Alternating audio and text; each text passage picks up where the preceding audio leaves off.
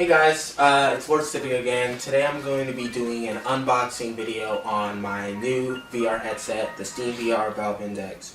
In this video, I'm going to be comparing it to my old headset, unboxing the controller, the headset. I did not get the base stations, but in the video I will go over why I did not get those and just the overall comparison of the new controllers and the resolution and the refresh rates of compared to older headsets. So the first VR headset I ever got was the HTC Vive back in 2016.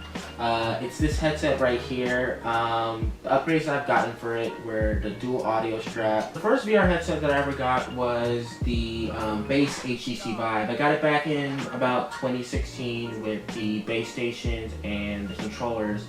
It has a resolution of about 1440p, and as you can see on the sides, I got the upgrade dual audio straps, and it was a really good headset, and I kept it for about 2 years up until the Vive Pro came out. The Vive Pro had a resolution bump of about up to about a 3K resolution. I think it's 2000 something by 1600p or something around that range. And then you can also see on the back of the headset I got the Vive wireless adapter, which kind of, when I was deciding whether I was going to get the Valve Index, I didn't know if I wanted to go back from wireless to wired. But after I saw the specs of the Valve Index, and when I go over unboxing, I'll explain why I decided that I needed to get the upgrade. It's a really good headset. I think it's the lightest high-end VR headset that you can get, I believe. I think the Valve Index is a little heavier, and then it took the upgrade also of the original Vive and has like the dual audio strap. Then right here, this is the only Oculus headset that I own, but you saw my video that I uploaded last week, the Oculus Quest. It's a mobile chip VR headset. It's the only VR headset that I own that doesn't require to be plugged up to a PC, and then you guys all know I got it, the Vader Immortal experience. So this is basically my Vader Immortal machine, and I also have Beat Saber and other different games I play in it. So like, if I want to take it somewhere, I can play and do virtual reality in like different places. So now I'm about to jump into the unboxing of my actually new headset. So now I'm going to get the show on the road and actually unbox the actual headset and the controllers.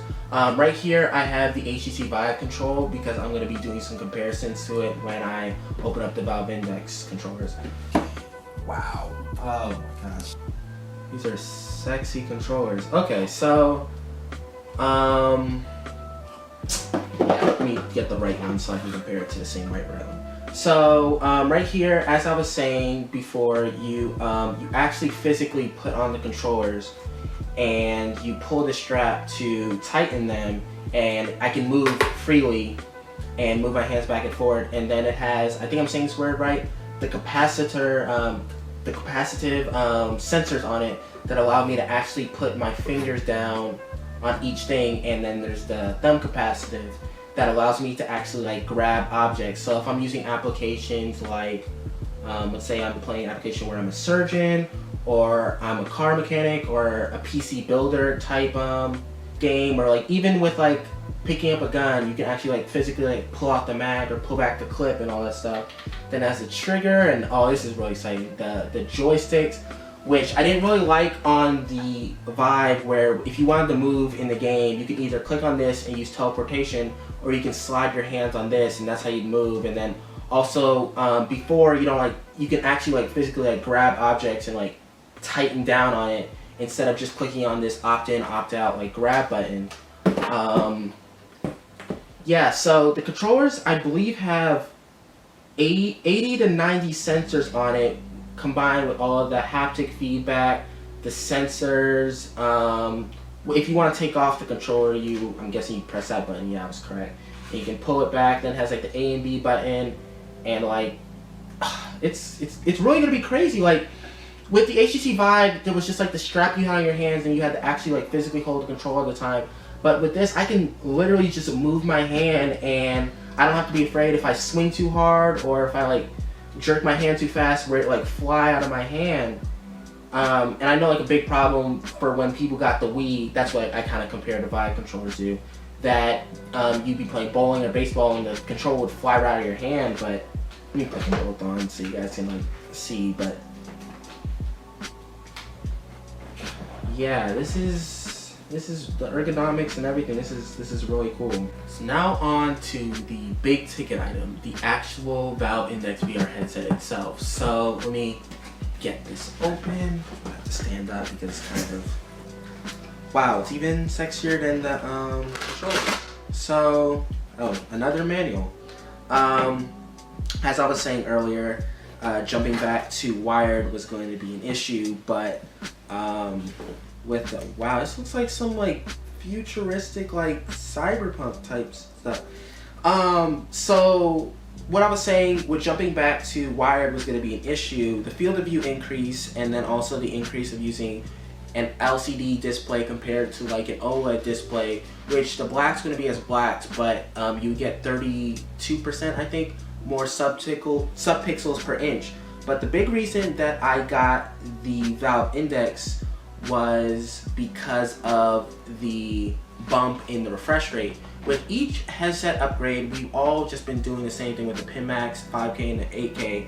It would just be an increase in resolution. Resolution bump, resolution bump, resolution bump. Even with the Vive Pro, it was just resolution bump. But this is the first VR headset that is taking the base refresh rate of 90 Hertz and going to the next level of not just 120 that it comes locked at first, but allows you to go up to 144.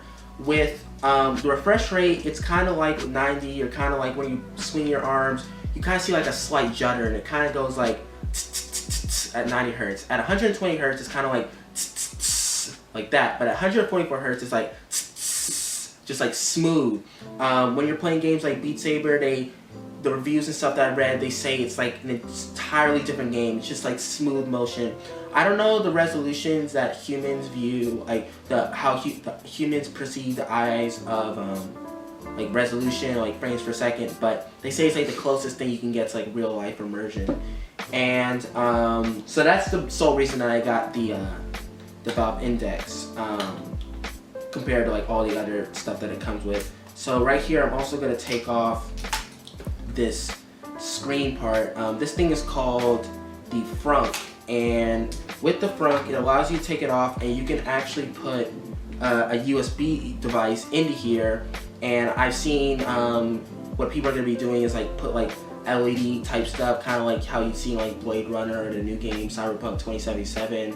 Like cybernetic optics, or kind of like, not cybernetic optics, it's not actually like attached to my body, but cybernetic objects on the actual VR headset itself. And then it has the same like dual cameras, and I heard Leap Motion is actually supposed to be making a device that you would be able to put in the front that allow you to be able to track your fingers. Then you can put like LED lights. I've seen mods where people put fans. Another increase is, I'm really excited to see what this does.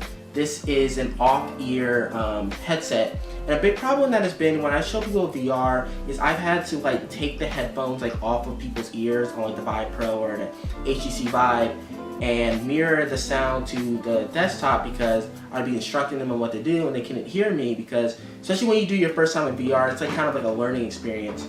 So with these off-ear headphones, I heard it has like really good spatial audio, and that sometimes it can actually get so loud that they recommend not even turning up to like full volume, and I can talk to the person, they can hear what I'm doing. And everybody's seen those funny videos where the people will be show like people like breaking into your house, and they'll be like waving their hands like stealing your TV, but you can like actually like hear what's going on around you, and you can hear what's going in the game.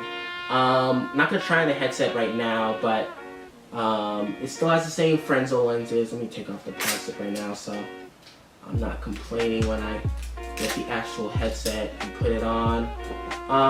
Dual cameras, headset. This looks like really comfortable phone. Field of view increase, and yeah, I believe that's all. Okay, so as closing remarks, I just want to say again, thanks for watching my video.